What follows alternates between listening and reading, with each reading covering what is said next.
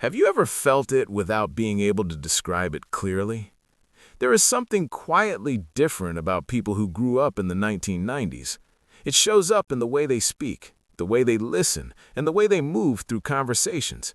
Nothing dramatic, nothing obvious, just a subtle steadiness that is hard to explain, but easy to feel. They do not rush to respond. They do not panic when silence appears. They do not seem uncomfortable with pauses the way others sometimes are. At first, it is easy to assume this is just personality. Maybe they are naturally calm. Maybe they are introverted. Maybe they simply prefer slower conversations. But this difference goes deeper than personality. It is not about temperament. It is about timing. People who grew up in the 1990s developed in a world that was changing faster than anyone expected. They learned how to exist before constant stimulation became normal, and then they had to adjust as everything accelerated around them. What you are sensing is not detachment, it is regulation. A nervous system that learned how to stay steady before the world became permanently connected. And that early environment shaped how they experienced silence, attention, and connection even decades later. People born in the 1990s grew up in a space that no generation had occupied before.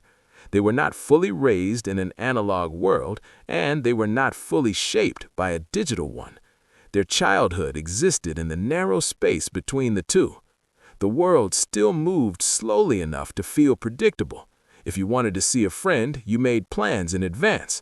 If you wanted to know something, you searched for it patiently. If you missed an event, there was no replay waiting for you later. Life unfolded once, and then it moved on. Moments were not preserved automatically. They existed briefly and then disappeared into memory. Without constant recording, experiences had a different quality. Attention stayed where the moment was happening instead of drifting toward how it might appear later. Presence was not something you practiced, it was something you depended on. When nothing is being documented, the mind learns to stay inside the experience itself. There is no audience to perform for and no archive to maintain. This created a quiet kind of attention, an attention that doesn't need witnesses in order to feel real. Later, when technology introduced endless documentation, this generation adapted quickly. They learned the platforms and understood the systems. But their baseline had already been set. They could use technology without depending on it to confirm that an experience mattered. And that difference still shows up in subtle ways. For people who grew up in the 1990s, boredom was not something you eliminated instantly.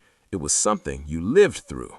There was no endless stream of entertainment waiting in your pocket, no algorithm stepping in the moment stimulation faded. When boredom arrived, it stayed long enough to be felt. At first, boredom felt uncomfortable. Time moved slowly. Nothing seemed interesting. The minutes stretched longer than expected. But eventually, something else happened. The mind began to fill the space on its own. You invented games that existed only in your imagination. You built stories in your head. You replayed conversations and imagined new ones. You explored ideas with no audience watching. Over time, this trained something deeper than creativity. It trained emotional self-regulation. When there is no instant distraction available, the nervous system learns how to settle itself. It learns that discomfort rises and fades without needing immediate relief. That lesson becomes invisible, but it stays. It becomes the ability to sit quietly without panic, to wait without agitation, to think without needing constant input. For many people today, silence feels empty. For many people from the 1990s, silence feels familiar. Another quiet influence was waiting. Waiting was built into everyday life. You waited for a television show to air at a specific time. You waited for a new movie to appear at the rental store. You waited for photos to be developed before you could see them. You waited for letters, phone calls, and replies. Desire did not lead directly to fulfillment. Time always existed in between. Psychologically, this creates a different relationship with anticipation. Waiting teaches the nervous system that desire can exist without being immediately satisfied.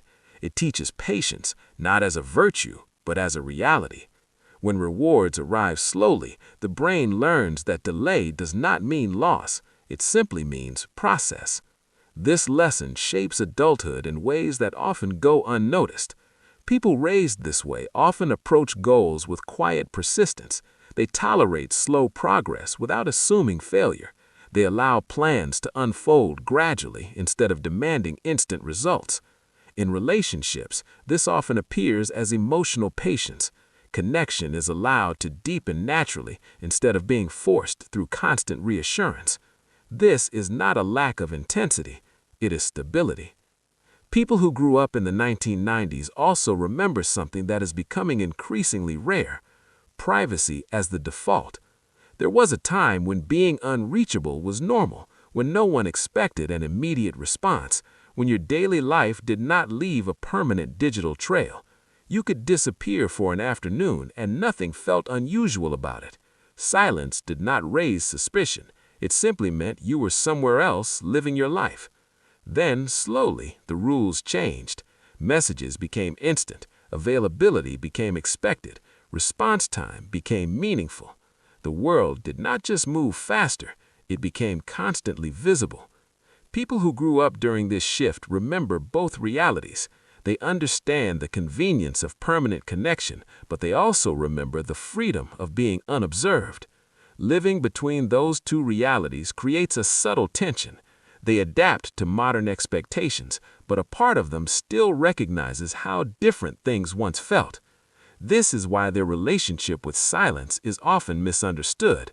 From the outside, pauses in conversation can look like distance, but often they are simply comfort. This generation learned that connection does not disappear when words stop.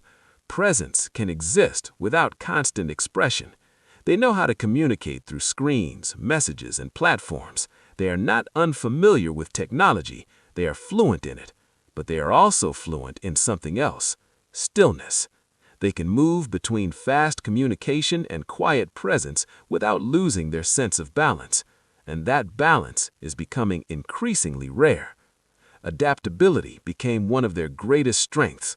They learned to adjust as the world changed shape around them. They navigated new technologies, new expectations, and new social rules while their sense of identity was still forming. They became flexible. But flexibility carries a hidden cost. When you learn early to manage things on your own, you also learn to minimize your needs. You become skilled at handling discomfort quietly instead of expressing it openly. From the outside, this can look like independence. Inside, it often requires constant effort. Many people from this generation appear calm and self-sufficient. Others assume they are unaffected by pressure because they rarely show it. But adaptation often hides strain. They learn to recalibrate without stopping, and over time, that quiet adjustment becomes exhausting in ways that are difficult to explain. Many people who grew up in the 1990s carry a subtle feeling that is hard to name. It is not pessimism, it is not burnout. It is the feeling of having witnessed a world transform while they were still learning how to belong inside it. They remember a slower rhythm of life. They remember attention that was not constantly divided. They remember a time when connection required effort instead of constant access. Within a single lifetime, those conditions disappeared. Speed replaced rhythm. Visibility replaced privacy. Stimulation replaced stillness. Watching that transition leaves a psychological imprint. It creates awareness without cynicism, depth without drama. People shaped by this experience often seem grounded but thoughtful, present but reserved, engaged but selective.